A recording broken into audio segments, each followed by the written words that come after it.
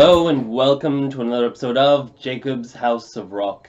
In this episode, I'll be taking you guys through a new little project series. So this is the first episode in that series, and what I'll be doing is I'll be putting together a Black Sabbath Tony Iommi inspired guitar.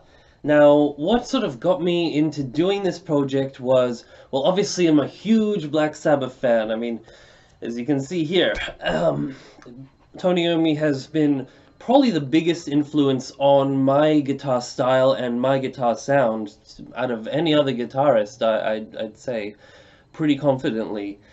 And well, I started off this project because I had this cheap Strat imitation kind of guitar that I'd gotten through, buying some other stuff secondhand in like a bundle of stuff. And with it came that guitar, and I'd had plans of, painting it up, modding it, and making it just this bizarre sort of guitar project, basically, to show off to you guys and have like a whole series on this channel of modding that guitar. Midway through the process of like planning that one, I discovered that Tony Iommi, because I never really looked this up properly, because I was like asking around for like what kind of pickups would have like that sound. And that's when I discovered P90s. Before this, I've been playing for like, 7 years, and I'd never heard of P90s, believe it or not. And then a couple of months ago, that's what I found out, that's where the sound came from. Well, Tony Iommi on the first, I don't know, 5 or 6 major, main Black Sabbath albums, pretty much all the ones with Ozzy singing on them, used modified P90s. His guitar tech at the time was named John Birch, and he basically rewound the neck pickup. It was just Gibson SG standard, Gibson SG with P90s. So I forgot what they called that particular model. It's like Gibson SG Classic or something, or original, or I don't know. Well, before they had the PAF pickups, the PAFs, they used P90s, in the first iteration of, the Les Paul and the SG. And that's what Tony Iommi had. He had that Gibson SG with P90s, and his tech at the time rewound that bridge pickup, and eventually, I think he might have just rewound both of them at first, but the neck pickup was then replaced by a John Birch Simplux pickup, which was some sort of I'm not even sure what it really was. I've looked into it a lot. I've even talked to John Birch Guitars UK, John Carlin of that who owns that company now. I talked to him asking about that, and they're producing this new pickup set based off of those pickups, but they're I don't know what they cost. They cost like $500 or $600 Australian to buy those ones, because they're I don't know, 200 to 300 pounds, something like that, which is not something I'm entirely interested in spending. But what they're doing apparently is they've got some sort of little humbuckers, because they're trying to make them very high output. So they've hidden humbuckers inside a P90 casing, which I'm not sure if that's at all what was in the real thing, because, I don't know, they have the single pole appearance from the outside, and I don't know, his sound, from other people that I've asked, I did a lot of research on this, by the way. It's been weeks of research, but nothing overly conclusive. But from basically the people that have gotten a good Tony Iommi sound out of P90 pickups, they say a moderate to low output P90 is your best bet. So basically just sort of slightly overwound. And what I've actually done, and I'll go into this in a little more detail in further episodes when these pickups finally arrive, because I did order a special pair of hand-wound, custom-made pickups just for this guitar. So what I did is I found somebody else who had got a custom pair made, and I asked them about the specs of their pickups, and yeah, those are what I had copied.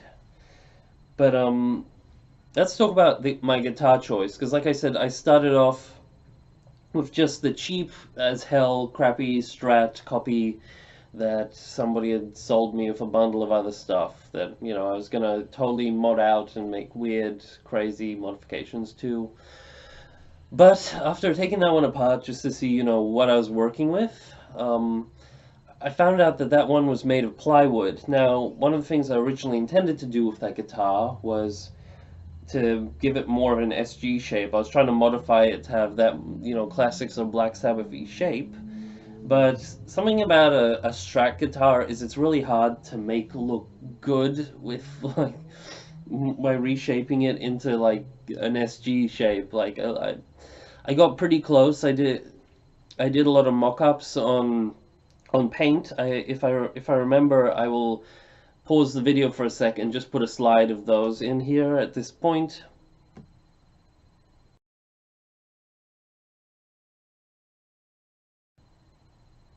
Okay, so hopefully future me, or past me as you're watching this now. It's weird how time works with this video stuff, but hopefully I remembered to put that photo in there. So that looked alright. In person, when you're actually looking at the guitar and kind of trying to shape it with, like, I did put some tape on it to kind of outline those pointed shapes, and it looked good. It wasn't bad. I was thinking about even using some sort of special filler to even bulk out some of the areas and make it look even better. But what I realized was when I was taking apart that guitar is it's made of plywood. And for one thing, plywood is harder to cut and work with cleanly, I guess, at least with hand tools, the way I'd be working. And another problem is just it's harder to fill up and to just work with in general, I guess. It doesn't make for a bad guitar. There are some pretty decent guitars that are made of plywood. Like I'm not one of those people who believe in the whole tone wood thing. You must have like extraordinarily microphonic, you know, very unpotted pickups for the wood to make any difference. Uh, at least the species of wood, just as long as it's kind of got that structure there, it should be fine. But yeah, so I had no problem with it being plywood. It's just more working with it isn't ideal. And if I was investing this much in, like, because I was looking into these pickups the whole time, I didn't want to just have, you know, the crappy SG copy as like my Black Sabbath guitar. And that's when I found a really good deal on a guitar that I've been secretly sort of wanting for a long time, and that is the LTD ESP Viper. Now, I picked this one up for a pretty good deal. Secondhand, it has, you know, very rusty strings. One of them's missing. I don't know, there's a bit of fret buzz, but I can deal with that. So the action is very low, so I can raise it, should be fine. Adjust the truss rod. But the reason I wanted this guitar was Tony Iommi's guitars. Obviously, they were sort of a mirror image of this because he is left-handed. But Tony Iommi's guitars, like the leading horn is usually like, I don't know if it's like his special models or whatever, but it just seemed like the horn was a bit higher and looked really cool, like it had one bigger horn on his guitar, and I was like that about his guitars. And what I liked about these guitars was kind of like if you look at a P bass or precision bass next to a jazz bass, you can see they look very similar. It's just the jazz bass just kind of looks a little more elegant looking, and that's kind of what they did here. They gave it that sort of offset contour, and it just looks, it's like an SG, but it just looks a little better in terms of just the silhouette, I'd say. This particular guitar, like, design, one thing I don't really like is how this part of the horn, it doesn't like taper off. It kind of, in fact, it even widens a bit as it reaches these tips, which from the front is no biggie, but the moment you start looking at it from the side, it looks a little chunky, and that's something I'm not too keen on. It's also a bolt-on neck. I'm not bothered with that at all, but yeah, it's like the lower end of their sort of scale. And a lot of you who have fast minds would have probably noticed by now that this one is equipped with humbuckers. Now, as I mentioned before, I got some custom-made P90 pickups ordered, so what am I going to do about that? Well, what I did was, or what I'm yet to do, is I'm going to convert this thing to P90s, of course. And I'm going to do this with the help of this Pickguard. I got it off AliExpress for, I don't remember how much, but it wasn't too expensive at all. Just a cheap standard pickup price, standard Pickguard price. Maybe it was like $10 or something. But what I'm going to do is I'm going to install it onto this guitar. Now, if I got this before I actually got this guitar, because I just needed a pickguard with P90 shapes, because regardless of whether I was going to put it in this guitar or the Strat copy, I would have needed P90 pickup cover to sort of cover whatever routing I'd have to do to fit the P90s in. Because the problem with humbuckers is, although they're about as wide this way, or as thick, I should say, as P90 pickups, the holes, they're a little less wide. So you got to route the body just a bit, and I'm not confident that I'm going to be able to route this cleanly to not have a pickup cover, and ideally I would have actually preferred to just have these sort of pickup rings around the P90s to dress up the edges of that routing, but I couldn't find any of ones for a decent price. The ones to fit P90 pickups were extremely expensive, if not just not existing from wherever I was searching for. So if you guys know where you can get pickup rings to fit P90 pickups for a good price, and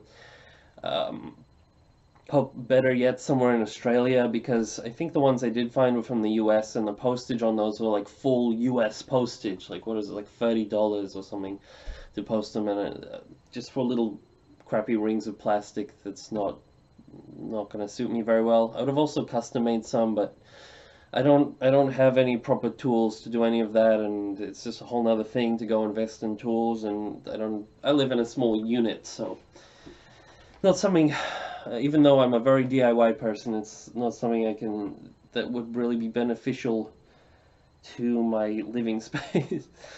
But also one thing I wanted to do on this guitar is it's kind of got rough fretwork just on this side. This side's not too bad. Your hand doesn't really run up it as much as this side, the bottom.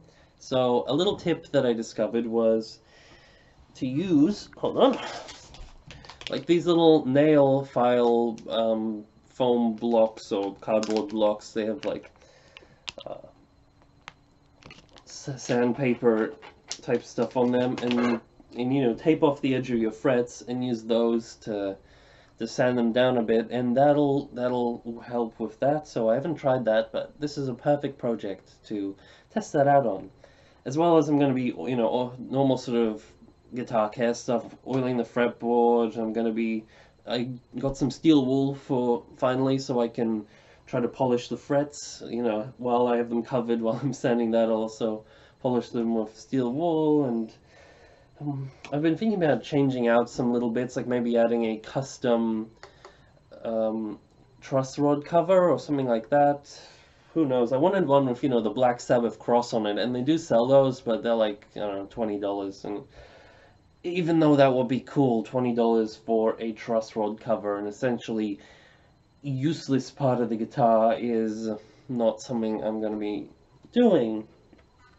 Something I also want to do in future is I want to change out the bridge, because Tony Iommi, he doesn't use these sort of tune-o-matic style, I think that's what these are called, but they're the ones that, you know, you see it here where it has this block that holds the string, and then it has this part that has all the cells that you adjust the intonation on. Instead, he uses ones that are sort of, they're kind of these fused together, and they're suspended here. That's not the biggest deal for me. I might do that way in the future, but depending on how this bridge holds up, you know, it might still change it out. It's not in the best shape. I'm also going to give you guys a quick demo of this guitar around the end of the video, just so it kind of has a bit of life on this channel before it's taken apart and modified, so you kind of know what came before when you hear the final thing. So, unfortunately, I'm not going to be changing out the strings for this demo. They're going to still be the crappy as hell rusted strings. But it should still just work for what we're doing. And yeah, I'm really excited about seeing how these pickups go. The P90 pickups once they're in it. Another thing I have no idea what I'm really gonna do with is when I put this cover on, so it's got to fit here, I need to route out the bit just above, over the neck, because this thing has a longer neck, it has more frets than a Gibson, which is kind of nice, but also means I have to cut a bit of the top of this pickguard off. And what it also means, or just a side thing, I mean, is apart from routing these things, is this pickguard is going to cover this potentiometer here, which I'm not too happy about the way this guitar is set up. I would have preferred it if it had, you know, the Gibson style, just have it even closer to Tony Iommi's guitars. So instead of having the 4 knobs where the 2 of them are volumes for one for each pickup, and there's 2 tones, one for each pickup again, we just have a master volume and a master tone, and then a switch that switches between the pickups. I'm guessing it's not going to be too much of a difference depending on, you know, what resistance these potentiometers are measured at and all that sort of stuff, but might not be the best thing with this wiring, especially if it's going to be covered up by this, so I'm going to have to somehow move this potentiometer or drill a hole through the pickguard and still have it in the same place. So I don't know what I'm going to do with that. We'll see. It's all yet to be decided. And well, what else? When I was speaking about John, what was his name? John Birch pickups. So John Carlin is running that company now. I did speak a lot to them, and they do have a set that I did order. So I was interested in their like modern Simplex 2, but apparently those are just like special P90s that I forgot the difference between their output and their normal other P90s, or I think it's I don't know, something about the name might be the only difference. And you can get a set of those with like the multiple pole pieces, and they look pretty cool, but they're also pretty expensive.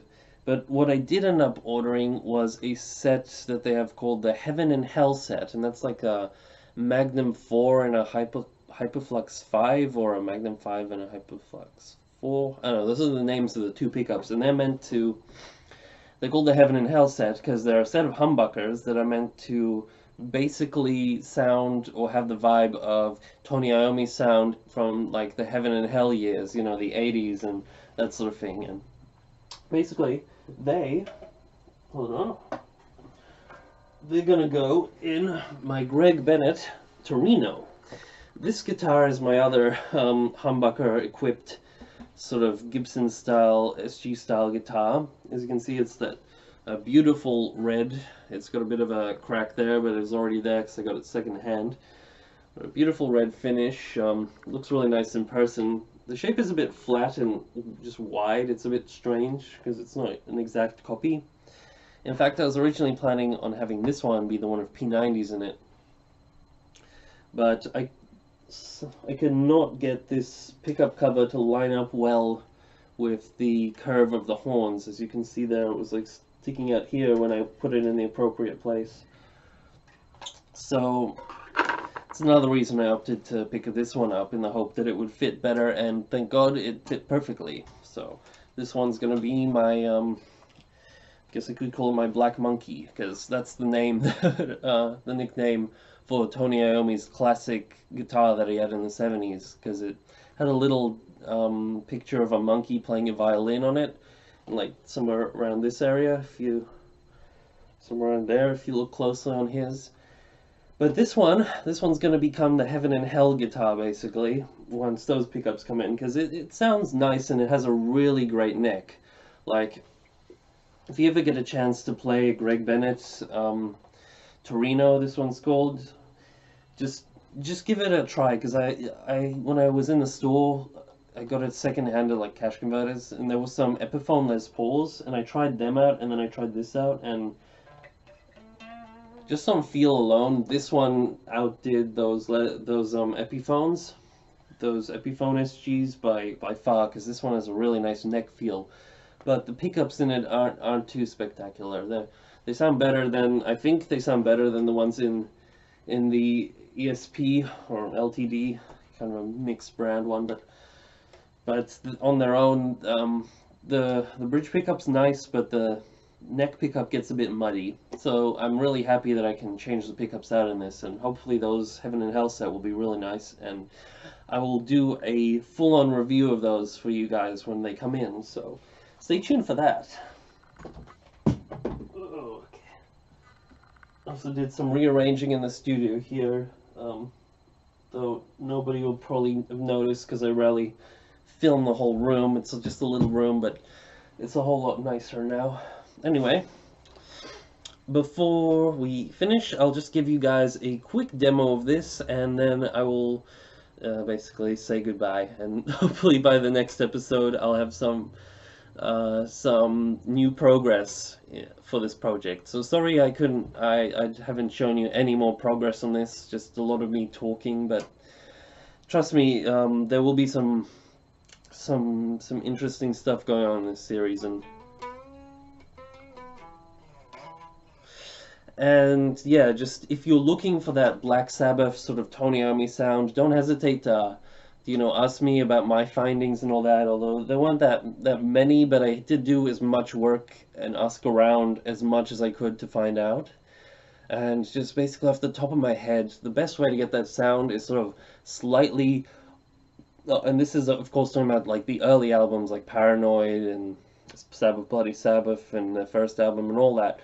The best way to get that sound is with slightly overwound P90 pickups, a Germanium treble booster like a Tone Master, or maybe even I've ordered a Sabacadabra pedal, so I'm also going to be reviewing that. That's going to be very exciting. I've wanted one for years.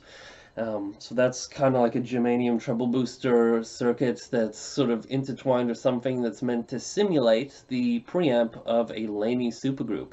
And speaking of a Laney supergroup, it doesn't hurt to have, like a Laney amp, a Laney tube amp. So this is one I recently picked up, which I've been dying to do a good review for you guys, because it is a wonderful amplifier. I'm not gonna lie, it's missing its Laney logo, but I guess the guy who sold it to me said when he got it, it didn't have one, but on the back it's got all the, the, what's it called, the model number and all that, so it's confirmed that it's a Laney LC50 1112 combo amp. So if you're looking for like a good affordable tube amp to get that sort of Black Sabbath sound, I highly recommend this one, because it doesn't even have a range master or anything, or Germanium boost running into it as yet. I do actually have a custom made little, hold on, I'll just show you guys.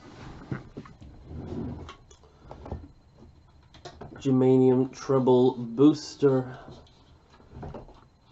If I can find it. Sorry, I'm just looking in my pedals drawer out of frame here.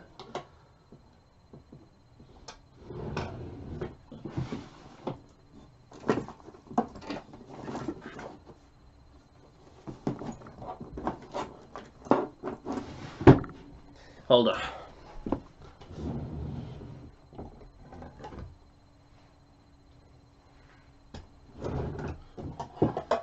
Here it is. Here it is.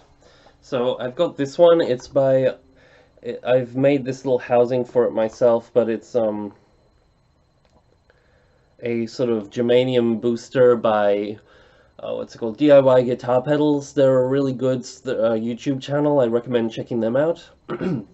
It's this one guy, also Australian, and he just has a whole channel talking about DIY guitar pedals, and he has a little store and everything, and you can buy kits from him. And I purchased this one. They're pretty inexpensive and highly recommended if you're into making DIY pedals. Just check him out. So there's a Germanium Booster. It's a bit noisy, so I'm not going to use it today, but I think it might just be the housing that I made for it. I'm gonna rehouse it in. Hold on.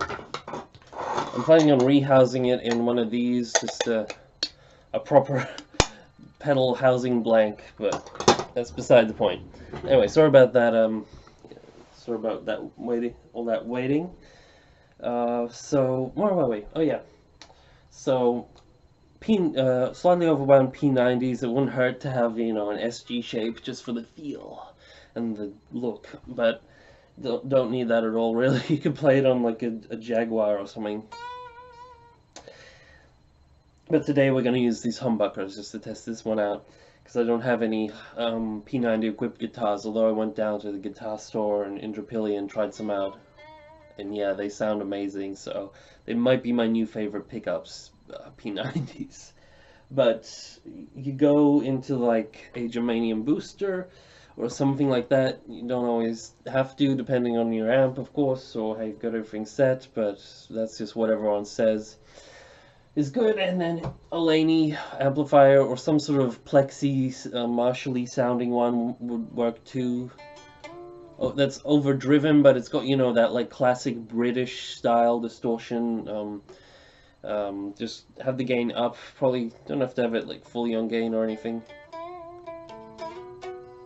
But yeah, that's basically what I've got going on. And then I'm just miking it up with a Shure SM57. Normally I'd have I'd like double mic it with you know, a condenser microphone somewhere, like getting some of that bass from here, but I wanted to keep the setup for this recording simple, just to give you guys a quick demonstration. So that's all I've got in the chain. It's basically this guitar and this amplifier. So one day I'll do a good review of this. Like I said, I might do a review of this, and yeah, anyway, let's do a quick demo. Alright guys, so I've got all my recording stuff set up now, and I'm gonna perform the demo of the LTD ESP Viper 10 with the shitty old strings and the high E string missing, with no modifications, just all the stock stuff in it, straight as I received it. And eventually this guitar is going to become the Black Monkey. Well, that can just be its working title, but I guess it may as well just be what I call it. Anyway, now I'm going to run it through the Laney LC50 112.